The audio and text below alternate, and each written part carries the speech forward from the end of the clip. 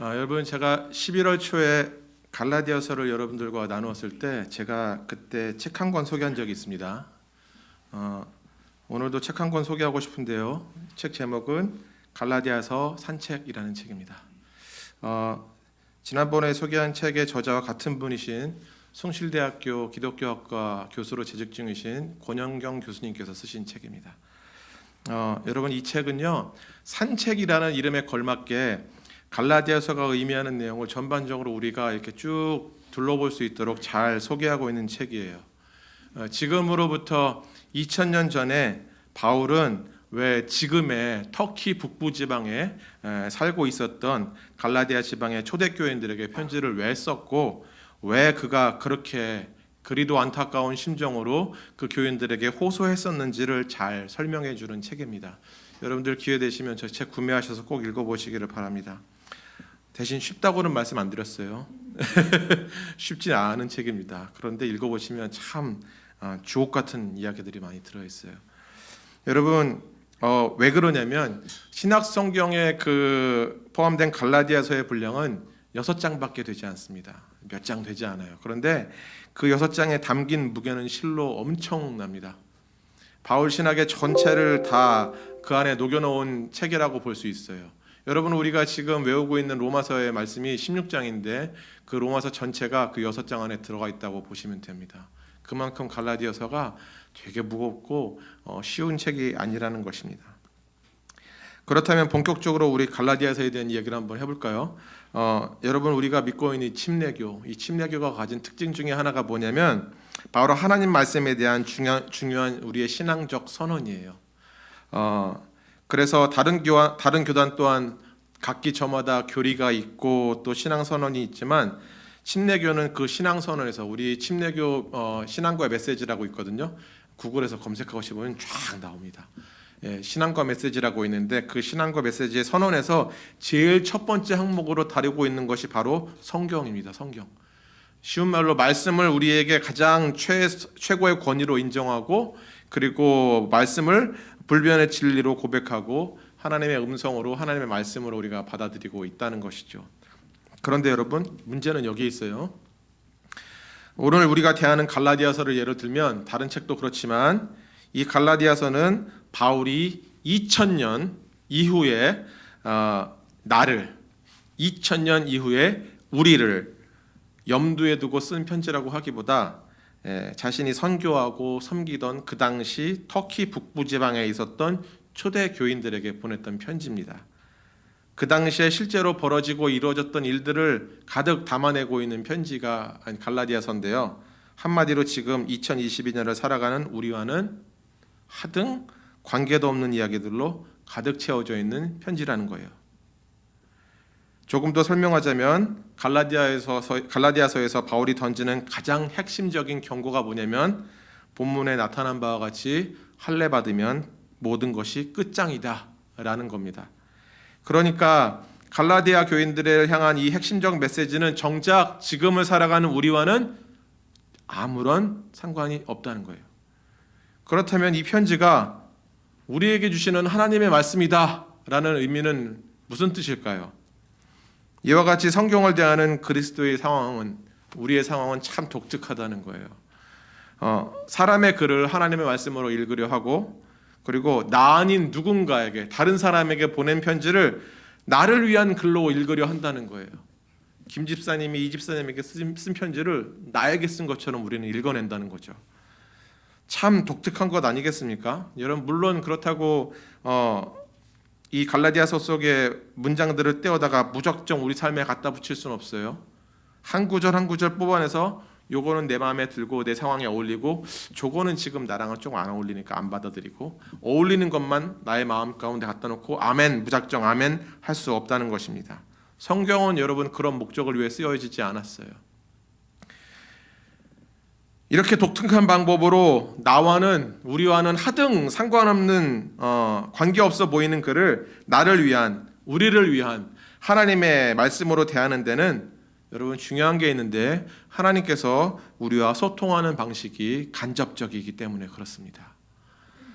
하나님은 우리 귀에 직접 말씀하시는 대신 누군가 다른 사람들의 글을 통해서 자신의 뜻을 알리시길 원해요. 우리 귀에 말씀하실 때가 있나요?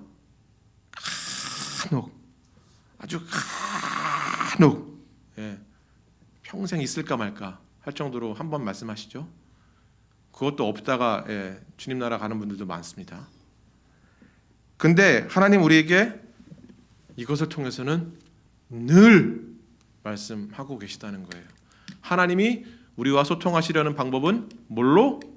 이것으로 소통하시고자 한다는데 의의가 있다는 것입니다. 그렇기 때문에 여러분 2000년 전에 바울이 쓴 편지를 대할 때 우리가 가장 먼저 필수적으로 해야 되는 행동이 있는데 뭐냐면 바로 바울이 갈라디아 교회를 바라보았던 그 관점, 갈라디아 교회를 바라봤던 그 시점을 우리가 찾아내는 거예요. 읽을 때 상황과 정황과 역사적인 배경은 다 무시하고 그저 내가 원하고 지금 내게 어울리는 말씀 몇 가지만 쏙쏙 뽑아가지고 그것을 마치 나를 위한 오늘의 하나님의 말씀으로 하나님의 도전으로 받아들일 수 없다는 거예요.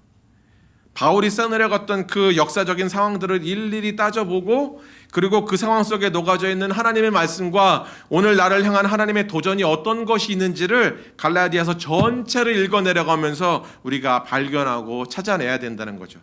그게 참 중요합니다. 여러분 목양 칼럼에 보시면 평상시보다 더 긴 글이 써 있어요.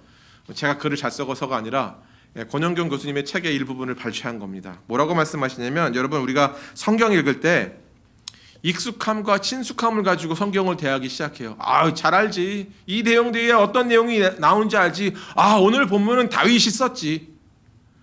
정말 힘들어서 사울을 피하러 다닐 때 그 고통을 내가 잘 알지. 내가 신앙 연수가 몇 년인데.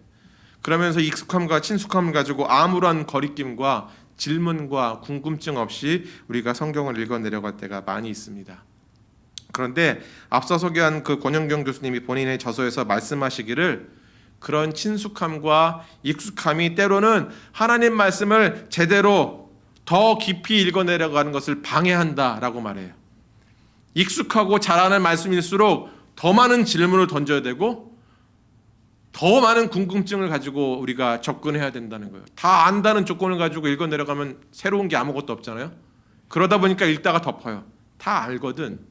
오늘 덮어놔야지. 주님이 여기서 이거 말씀하시지 라고 우리는 그렇게 하면서 말씀을 덮지요. 그러다 보니까 하나님 말씀을 더욱더 깊이 대하려 하는 자세가 우리 가운데서 사라진다는 것인데요. 더더군다나 여러분 그 익숙함과 친숙함이 혹여 우리가 잘못 알고 있는 구원의 관계에 대해서 문제가 있을 때, 구원에 대해서 그 구원과 관계가 있을 때, 우리가 잘못 알고 있는 구원과 관계가 있을 때는 아주 심각하다라고 권영경 교수님은 본인의 저서에서 모든 독자들에게 경고하고 있다는 것입니다. 그렇다면 여러분 오늘 바울이 갈라디아 교회를 평가하고 그들을 향해서 목소리 높이면서 이렇게 흥분하는 이유가 무엇인지, 그리고 왜 그들의 가졌던 문제가 지금 2022년을 살아가고 있는 우리의 문제가 되는지 한번 살펴보도록 하겠습니다. 여러분 제가 지난 11월 달에 3장을 다루면서 제가 초점 맞췄었던 부분은 우리의 행위에 대한 부분이었어요. 근데 오늘은 바울이 말하는 구원에 대해서 좀 더 깊은 이야기를 나눠보고자 합니다. 그리고 우리의 삶의 태도를 말씀에 의해서 교정받는 은혜가 저를 포함한 우리 모두에게 있기를 간절히 소망합니다. 여러분 갈라디아서를 읽다 보면 바울이 갈라디아 교회를 진단해요. 이렇게 평가하고 있는데 바로 구원의 소망이라는 미래지향적인 관점에서 그들을 바라보고 지적하고 있다는 거예요. 그렇다면 지금까지 제가 말씀드렸던 바와 같이 갈라디아 교회를 향한 이 바울의 호소를 우리를 위한 하나님의 호소로, 오늘도 우리를 향한 하나님의 말씀으로 듣기 위해서는 우리도 바울과 똑같이 미래지향적인 관점에서 우리의 신앙의 진단을 해야 되고 우리의 신앙의 위기를 살펴봐야 된다는 겁니다. 그런데 잠깐, 황 목사님 알아듣지 못하는 얘기 좀 그만 좀 하고 무슨 미래지향적인 말이 뭔 말이야 이렇게 하실 수 있잖아요. 그렇죠? 그게 무엇인지 한번 살펴보려면 지금 바울이 보는 갈라디아 교회의 위기가 무엇인지, 그들의 문제가 뭔지 한번 살펴봐야 됩니다. 갈라디아서 1장 6절 이렇게 말씀해요. 제가 읽어드릴게요. 그리스도의 은혜로 너희를 부르신 이를 이같이 속히 떠나 다른 복음을 따르는 것을 내가 이상하게 여기노라. 예, 사도 바울은 지금 갈라디아 교인들이 그리스도 예수에게서 떠나고 있다라고 얘기합니다. 그렇다면 그리스도 예수에게서 떠나려 했던, 아니요, 이 사람들은 사실 떠나려고 했던 게 아니에요. 바울이 볼 때 떠나려고 했었던 이들의 행동이 대체 어떤 행동이었을까요? 이들의 모습이 어떤 모습이었을까요? 오늘 본문에서 말씀하는 바와 같이 갈라디아 교인들이 할례를 받으려고 했다는 거예요. 그리고 또 다른 증거로 오늘 본문 앞장에 있는 4장 10절에 보면 이렇게 얘기합니다. 너희가 날과 달과 절기와 해를 삼가 지키니. 여기서 말씀하는 날과 달과 절기와 해를 삼가 지킨다는 의미가 뭐냐면 유대인들이 지켰던 여러 절기들을 이방인들인 갈라디아 교인들이 지키고 있었다는 거예요. 우리가 잘 아는 기본적인 안식일부터 시작해서 유월절 등등의 절기를 꼬박꼬박 정성 다해 우리가 예전에 제사 지내듯이 그렇게 열심히 지키고 있었다는 거예요. 그런데 그것이 왜 그리스도 예수에게서 돌아서는 행위라 바울은 발끈하고 있을까요? 왜 그것을 문제 삼고 있을까요? 그 절기들을 여러분 가만히 생각해 보세요. 하나같이 다 하나님께서 이스라엘 백성들을 구원하시고 이끄신 모든 사건들을 기념하는 일이고 그 절기들을 지킨다는 의미는 곧 구원을 베푸신 하나님을 향한 감사와 또 그들의 절절한 신앙 고백이 담겨있는 믿음의 행위가 아닙니까? 그렇지 않아요. 안식일 지키고 유월절 지키고 모든 절기 지키는 게 하나님을 향한 그 구원에 대한 감사와 그 은혜와 기쁨을 가지고 절기 지키는 거잖아요. 그런데 바울은 갈라디아 교인들이 절기를 지키는 것과 할례를 받는 것은 배교적 행위다. 쉬운 말로 그리스도 예수와 하등 상관없는 얘기고 그리스도의 십자가를 무의미하게 하는 행동이다 라고 지적하고 있는 거예요. 심지어 4장 11절을 보면 이렇게 얘기합니다. 너희를 향한 내 수고가 다 헛될까 봐 두렵다. 즉 갈라디아 교인들이 그 수많은 절기를 꼬박꼬박 정성으로 최선 다해 지키는 그 신앙적인 행위를 가지고 바울이 뭐라 그러냐면 여보게 갈라디아 교인들이여, 여러분들이 그렇게 정성 다해서 지키는 그 절기, 그 행위가 내가 여러분을 위해서 복음을 전하려고 했던 그 수많은 나의 노력과 나의 애씀들을 다 헛되고 쓸모없는 것으로 만드는 것이요 라고 얘기하는 겁니다. 게다가 바울은 오늘 본문 2절에서 이렇게 얘기해요. 너희가 만일 할례를 받으면 그리스도께서 너희에게 아무 유익이 없다. 너희가 할례를 받으면 그리스도의 십자가가 너희에게 아무런 상관이 없다라고 얘기하고 심지어 4절에서는 이렇게 얘기합니다. 너희는 그리스도에게서 끊어지고 그 은혜에서 떨어진 자들이다 라는 아주 무서운 얘기를 해요. 여러분, 이들의 행동이 바울의 생각에는 왜 문제가 되었는지 한번 살펴보려면 갈라디아서에서 말하는 사도 바울이 말하는 구원에 대해서 좀 다뤄봐야 됩니다. 여러분, 얘기가 좀 복잡하죠?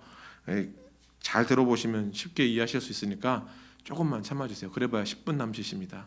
네. 한마디로 쉽게 말씀드리면 갈라디아서에서 바울이 말하는 구원이란, 의롭다 하심이란, 칭의란 이미 이루어진 현재가 아니라 아직도 여전히 기다려야 할 미래의 소망이라는 거예요.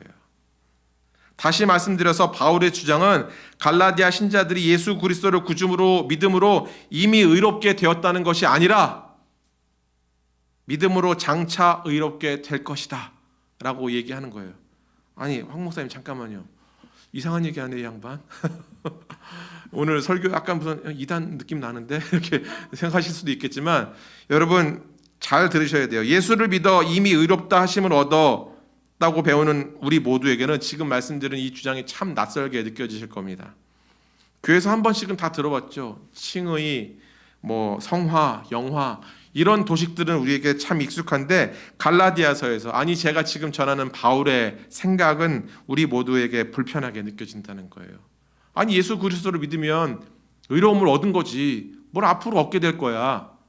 이상한 얘기하네. 이렇게 들으실 수 있죠. 그런데 오늘 본문 한번 볼까요? 본문 5절 말씀입니다. 5절 말씀 한번 읽어보겠습니다. 성경 펴신 분들 한번 읽어볼까요? 시작. 우리가 성령으로 믿음을 따라 의의 소망을 기다리노니. 사도 바울이 지금 5절에서 말씀하는 의의 소망이란 장차 이루어질 영원한 구원을 말해요. 구원받았다는 말에 익숙한 현대 기독교인들에게는 참 낯설게 들릴 수 있지만 우리에게는 좀 이상하다 들릴 수 있겠지만 기독교 복음은 원래 당장 현재적인 구원도 이야기하지만 사실 궁극적으로는 미래에 이루어질 구원을 더 강조한다는 거예요. 쉽게 말씀드릴까요, 여러분? 한 방에 해결되게? 여러분, 예수 그리스도를 믿어 구원을 얻었고 그것으로 다 끝입니까? 예수 믿어서 구원 얻으면 끝이에요? 아니죠. 주님 오실 그날 우리로 하나님의 나라의 유업을 걷는 그 소망을, 천국의 소망을 가지고 살아야 되고 그 나라 바라보면서 살아가는 게 우리의 삶 아닙니까? 그렇잖아요. 사도 바울이 고린도전서 15장 19절에 이렇게 얘기합니다. 만일 그리스도 안에서 우리의 바라는 것이 다만 이 생뿐이면 모든 사람 가운데 우리가 더욱 불쌍한 자라. 그렇게 얘기해요. 여러분, 우리 가운데 천국의 소망이 없으면 우리가 가장 불쌍한 사람이다라고 사도 바울은 이야기합니다. 바울의 이 선언과 같이 우리는 저 천국에 대한 소망을 가지고 살아가는 자들이에요. 이 소망이 헛것이면 우리같이 불쌍한 자들도 없다라고 사도 바울은 이야기한다는 거예요. 그래서 성경은 장차 이루어질 구원, 천국의 소망에 더 초점 맞추고 있어요. 갈라디아서는 당장 이 땅에서 살 동안의 구원에 초점 맞추지 않습니다. 갈라디아서는 당장 이 땅에서 살아갈 우리의 경제적인 필요에, 당장 이 땅에서 살아갈 우리의 건강의 필요에, 당장 이 땅에서 우리에게 필요한 관계의 어려움들의 해결을 얘기하지 않고 저 천국에 대한 소망을 집중적으로 이야기해요. 그래서 우리 모두는 장차 주님 오실 그날 영원한 구원에 대하여 소망하고 살아가야 하기 때문에 지금 매일같이 마주하는 현실이 정말로 더 중요해진다고 얘기하고 있는 거예요. 다시 말씀드리면 바울이 말하는 장차 완성될 구원을 위해 지금 살아가는 현재 한순간 한순간이 정말 중요하다는 거예요. 왜? 이 한순간 한순간이 연결되어서 결국에 미래로 연결되기 때문에 그렇다는 것이죠. 그래서 바울은 오늘 본문에서 우리가 밝히고 있는 바와 같이 우리가 살아가는 이 현재의 삶을, 우리가 대하는 내일의 삶을, 우리가 마주할 내일 모레의 삶을 달리기 경주에 비유합니다. 7절 한번 읽어볼까요? 7절 제가 읽어드리겠습니다. 너희가 다름질을 잘 하더니 누가 너희를 막아 진리를 순종하지 못하게 하더냐. 바울의 말은 지금까지 갈라디아 교인들이 잘 달려왔다는 거예요. 성실하게 잘 달려왔다는 거예요. 그런데 이제 그들이 잘 달려오던 그 경주를 멈췄다라고 얘기합니다. 그 믿음의 경주를 멈추게 한 자들이 있다는 거예요. 누가 너희를 막아? 진리에 순종을 하지 못하게 하더냐? 이렇게 물어보고 있는 것이죠. 바울은 갈라디아서 3장 1절에도 이렇게 얘기해요. 누가 너희를 꾀더냐? 즉 지금까지 믿음의 경주를 잘해왔던 갈라디아 교인들이 누군가의 속임에 넘어가서 잘 달리던 경주를 멈췄다라고 사도 바울은 이야기하는 거예요. 그런데 더 심각한 것이 뭔지 아십니까, 여러분? 더 심각한 것은 여기 있어요. 갈라디아 교인들은 아직도 잘 달리고 있다고 착각하고 있었다는 거예요. 나 잘 달리고 있는데. 바울은 왜 달리다가 마느냐라고 이렇게 묻는데 정작 달리기를 멈춘 갈라디아 교인들은 우리는 여전히 잘 달리고 있는데 무슨 소리 하는 거야? 라고 착각하고 있었다는 거예요. 바울은 착각을 하고 있는 갈라디아 교인들에게 당신들 지금 속고 있는 겁니다 라고 3장 1절에 그렇게 얘기하는 겁니다. 아까 말씀드린 바와 같이 갈라디아 교인들은 수많은 절기들을 꼬박꼬박 정성 다해 지켰어요. 거기에 할례까지 받았다는 것이죠. 여러분, 말만 할례지 사실 여러분 이방인인 갈라디아 교인들의 상황으로는 육체적으로는 고달프고 문화적으로는 도저히 이게 쉽게 감행할 수 있는 의식이 아니었어요. 쉽지 않아요, 여러분. 그렇기 때문에 갈라디아 교인들의 입장에서는 나는 여전히 안식일과 절기들을 꼬박꼬박 잘 지키고 그 힘든 할례도 내가 받았으니까 나 믿음의 경주 잘하고 있는 거지 라고 그렇게 여기고 있었다는 겁니다. 그렇다면 바울은 갈라디아 교인들의 행동을 왜 그리스도 예수에게서 떠나는 행동이라고 진단하고 목소리를 높여서 다시 멈췄던 달리기를 다시 계속 지속하라고 그렇게 호소하고 있을까요? 왜 갈라디아 교인들에게 당신들 지금 착각하고 있는 거예요 라고 그렇게 말하고 있는 것일까요?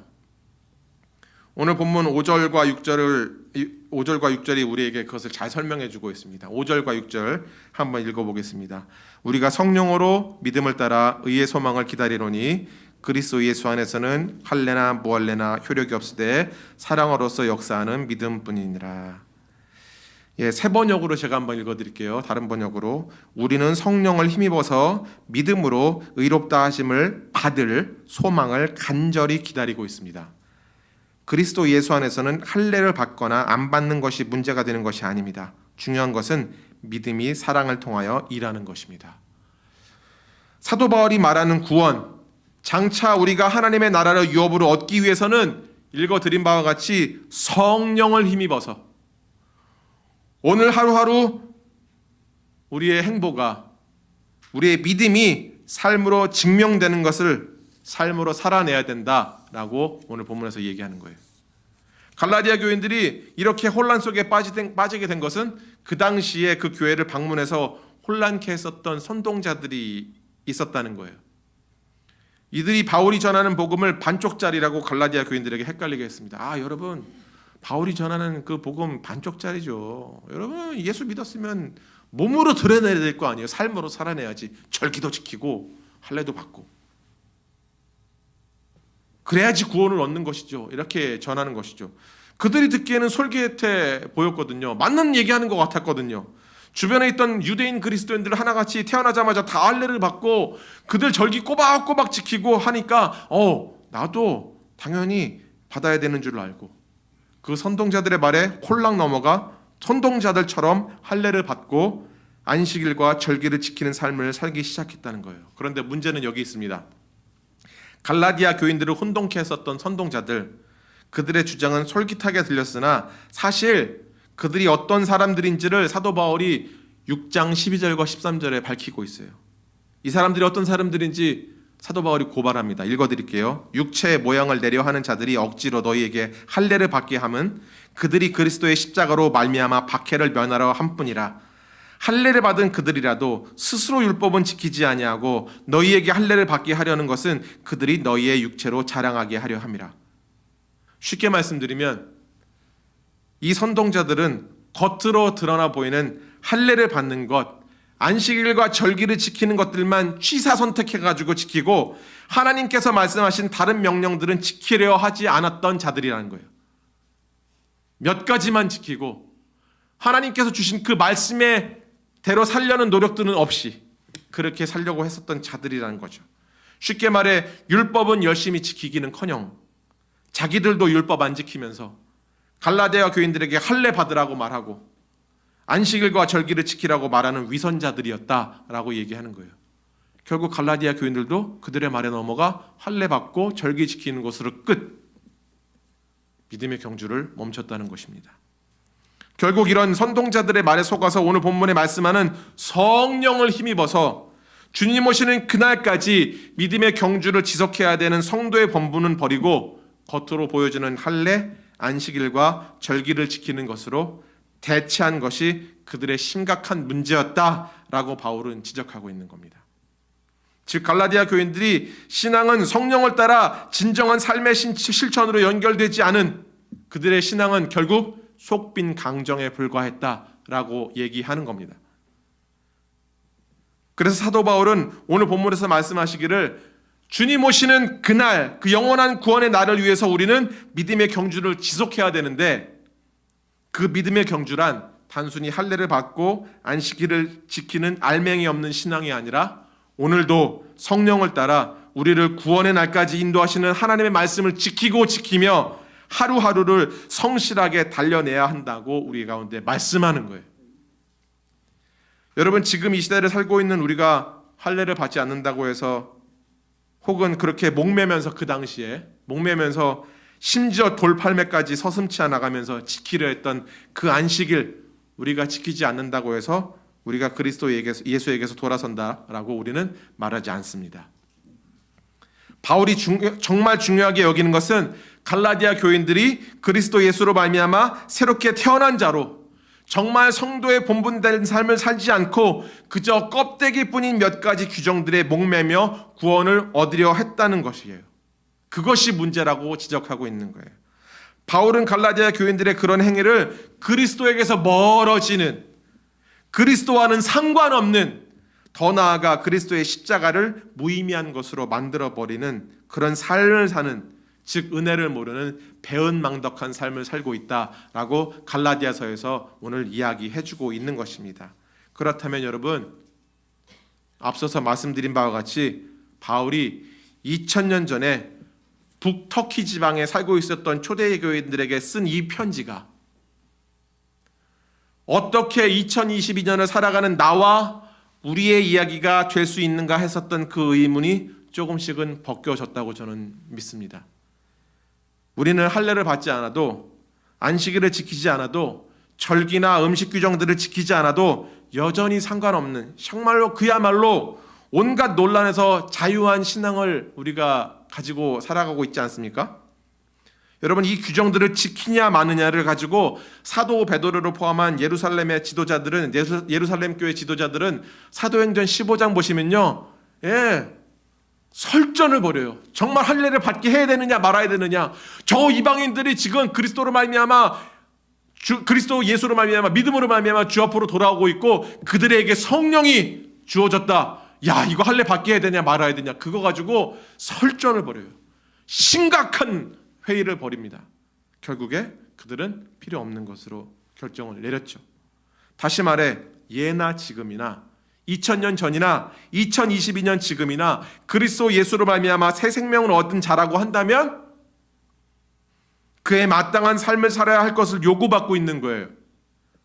바울은 이런 삶이야말로 그리스도 예수를 구주로 모신 자의 삶이어야 하고, 더 나아가 마지막 구원의 자리에까지 요구되는 당연한 조건이다라고 얘기하는 겁니다.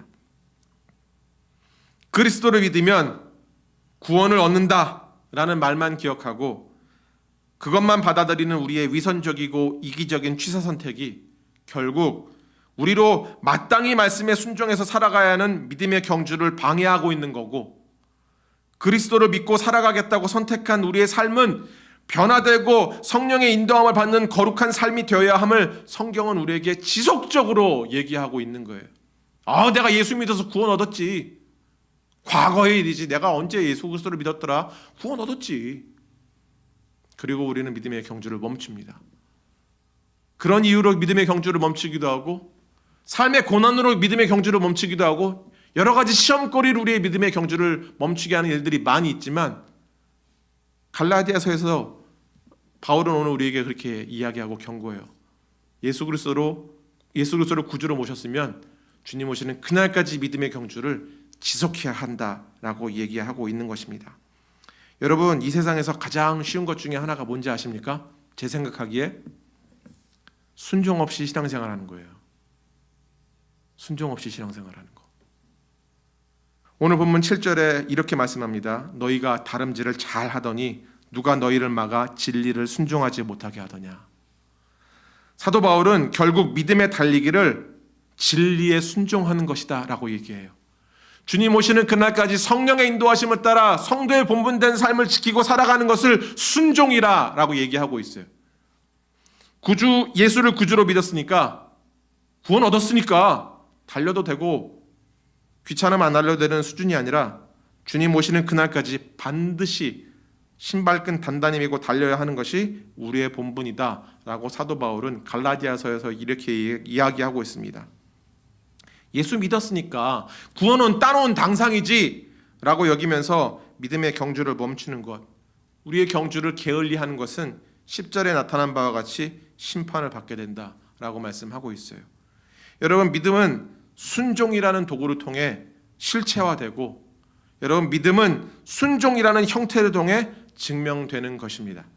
나에게 요구된 하나님의 말씀은 외면한 채 내가 원하는 것들만, 내가 듣기에 편해 보이는 것들만 골라서 행하는 것은 신앙생활이 아니라 취미생활입니다. 우리의 믿음이 이렇게 나락까지 떨어지게 된 이유는 뭐냐면요, 우리가 복음을 제대로 알고 있지 못하기 때문에 그래요. 나는 구원을 얻었다라고 얘기하고 거기서 멈춰버려요. 계속 달려야 하는데, 사도 바울은 계속 믿음의 경주를 하라고 얘기하는데, 히브리서도 우리하고인데 그렇게 얘기하고 있는데, 우리는 내 구원 얻었지, 그리고 우리의 경주를 게을리 한다는 것입니다. 여러분, 바울은 갈라디아서 3장 3절에 당시에 살았던 초대교회 교인들에게, 그리고 2022년을 살아가는 우리에게 다시 첫 자리로 돌아갈 것을 얘기합니다. 너희가 이같이 어리석으냐? 성령으로 시작하였다가 이제는 육체로 마치겠느냐? 그리스도 예수를 믿고 살겠다는 그 결정을 다시 한번 기억하고 살아낼 것을 요청하고 있는 것입니다. 사랑하는 성도 여러분, 우리 모두 믿음의 경주를 주님 오시는 그날까지 지속해야 되는 줄로 믿습니다. 멈추면 여러분 끝이에요. 멈추면 끝이에요. 왜냐하면 사도 바울은 우리의 구원은 아직도 진행 중이다 라고 말씀하고 있기 때문에 그래요. 제 얘기가 아니에요. 성경이 얘기하고 있어요. 우리의 구원은 진행 중이에요. 말씀드린 바와 같이 이 경주는 달려도 되고 말아도 되는 수준의 경주가 아니에요. 오늘 하루하루를 우리를 이끄시는 성령님을 따라 이 말씀을 지표 삼아 치열하게 살아내고 몸부림쳐 지켜내는 진실된 성도의 삶을 오늘도 내일도 계속 이어가야 한다는 것입니다. 하나님은 우리로 혼자 뛰라고 책임 없는 요구하시지 않습니다. 뛰어, 저날까지 뛰어야지. 자, 뛰어. 육상 코치처럼 호각 하나 불고 뛰어! 이렇게 말씀하시는 분이 아니에요. 오늘 본문에서 말씀하는 바와 같이 우리가 성령을 힘입어서 믿음을 따라 의의 소망을 기다리게 한다라고 말씀합니다. 오늘도 여러분, 달리다만 우리의 경주를, 게을리하고 있는 우리의 믿음의 경주를 성령을 따라 다시 시작하는 은혜가 우리 모두에게 일어나기를 간절히 소망합니다. 여러분, 오늘 말씀 기억하면서 우리 찬양 같이 했으면 좋겠습니다.